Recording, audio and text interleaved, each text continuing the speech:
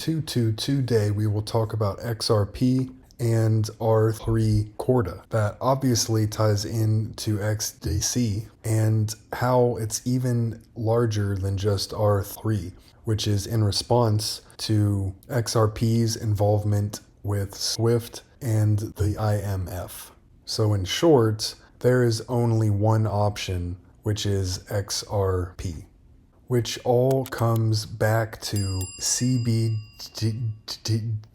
structure under SWIFT implementing R3 Corda, who expects 2024 to be DLT behind the scenes year and expects a key outcome to be more live CBDCs, which means 2024 will have continued momentum to diversify into digital assets and more activity by commercial banks in CBDC projects. And here is an example of how Corda works with XRP. Get back an updated obligation. So we can see here now that the obligation is denominated in XRP, and it's 27.1 XRP, which is the US dollar value of XRP at that point in time. Perfect. Right. So what we need to do now is add the settlement instructions. So that has to be done by the beneficiary node. So we can go over here to party B, who's the beneficiary. And what they're saying is that they want to be paid to this XRP address, and they want to use this oracle as the settlement oracle. The rest of this is just to aid deserialization. So let's use that command. Okay, so that was pretty quick. We can see now that the settlement method or the settlement instructions have been added to the obligation. So now we're all set to actually settle the obligation. So what I'm going to do now is copy paste this part, and this has to be done from the obligors Corda node. So what we're doing here is we're saying that we want to settle with a payment of 27.1 XRP, and this is the obligation that we want to settle. So there's, I'll press enter and I'll start this flow, and then I can explain what's going on behind the scenes, because Corda abstracts a lot of the complexity here. So we can see that now we're waiting for a response from the settlement oracle, but a whole bunch of steps quickly happened before then. So much of the complexity of the payments is actually abstracted away by the Corda flows, but I just want to give you a flavor of what's actually going on at the moment. It's not just pictures and diagrams, it's in the code. Corda was designed to integrate XRP, which is not new information, and a lot of XRP accounts out there came out pretty aggressively against this when it was first put out, that XRP was used at the beginning of Corda just as a test, and that was commented on in a panel. But with all of the developments around R3 and XRP, it seems as if it is actually true and is moving forward into real institutional applications. Now, when Smoke put out a lot of this information, which was not even 1 month ago now, large accounts who are concentrating on XRP seem to come out against it. And that has been a common thing for a long time now. And I have even gotten comments on it when I have talked about it. But with the amount of proof that there is to show that XRP is integrated into R3 Corda, that is from 2021 and 2024, a lot of those arguments just aren't really valid anymore. And it's a great example of how these large accounts tend to not read between the lines and just kind of work off of what is publicly posted, which I think all of us know now that you can't rely on that at all. Here is the 2024 IMF document that talks about R3 Corda and XRP. And here it talks about a plan to issue sovereign stablecoins by late 2022 on the R3 XRP chain. And it also has direct ties over here in the US, which can lead back into FedNow, as called out in this 2019 response to request for comment from the Federal Reserve on FedNow. And Corda is so important because it has been integrated with IBM Hyperledger. It gets talked about by the IMF, SWIFT, and the BIS, not to mention FedNow and Federal Reserve. And it's important because it is a bridge between DLTs, and illiquid currency pairs are required in order for a CBDC infrastructure to actually work when you are transacting across different countries. Even the Department of Homeland Security acknowledged XRP as a bridge currency, which is shown here. And this is talking about the need for bridge assets. R3 is called out as an example of a DLT protocol that can connect to an external API that integrates with legacy systems. And that whole API part goes back to all of the crypto platforms that are involved with IBM Hyperledger as well, which includes R3 Corda. So for example, you have APIs with XRP, XLM, SHX, and now we have a platform that connects into all of that. So the whole point here is that interoperability is crucial, because it's not like we will have one network that is chosen to run everything out there.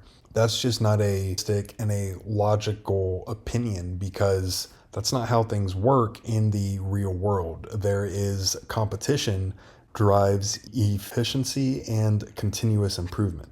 Traditional banks can plug in to RippleNet to take advantage of blockchain as a service solutions. Blockchain tech will not be implemented in an isolated way, which means it will not be new chains created. Instead, they collaborate with fintechs like Ripple. As recent as 2021, it is shown that the R3 Corda platform uses XRP as the first settlement, which is called out here in a Credit Suisse publication.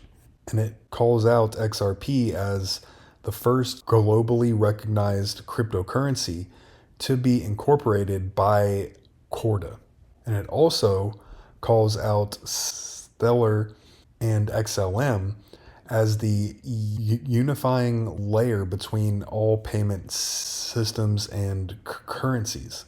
As an open source Swift-like network allows connected organizations to transact, Stellar has the potential to link siloed financial institutions, which ties back into IBM and Corda and XRP and SHX and all of the other coins and tokens. Here is the official results of the March 2024 Swift CBDC experiment. ISO 222 based blockchain messages are highlighted within the diagram with digital assets. The technologies deployed in the experiment include R3 Corda, which interacted with EHKD, which goes right back into Ripple and XRP.